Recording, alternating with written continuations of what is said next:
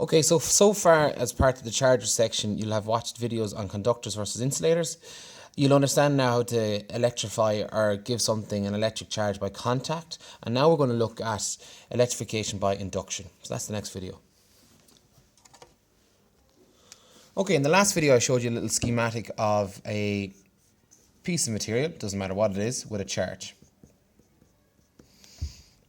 And then we said if we brought another material with an opposite charge towards it, so this would have a negative, this would have a positive. If we brought them too close to each other, there'd be a force of attraction between them. Okay, the positive be attracted to the negative, and the negative be attracted to the positive, because always materials want to neutralize each other and neutralize themselves.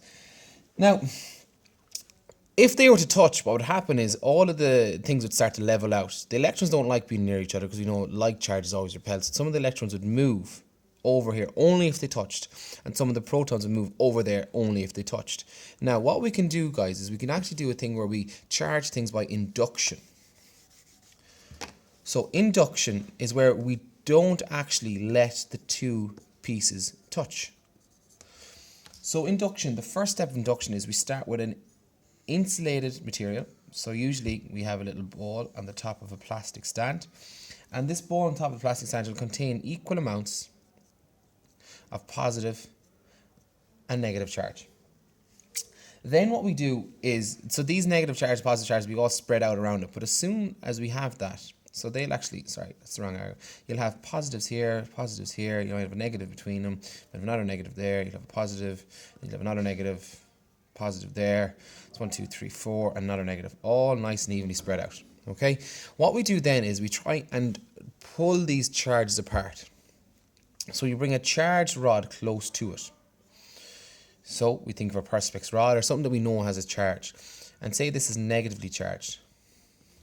So what will happen is all the positives will be attracted to this side of the globe and all the negatives will be attracted to the far side. So actually your makeup begins to look like this. You'll get your 4 positives on this side, and then because like things are repelled, the negative electrons will go to this side. So that's step 2. Now what we do is we allow this to be earthed. Okay, so we've got our 4 electrons, our 4 protons. We can take away the charged rod now, and then we get some way of earthing this. So earth is just where we attach a conductor from the charged thing, material, and connect it to the ground. Okay, and you usually see an earth as a symbol like that. Okay, and what this earth will do is it will allow the electrons to leave this really quickly. The electrons will run down, so they'll all start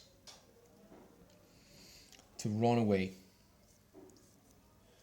Okay, they'll all start to run away.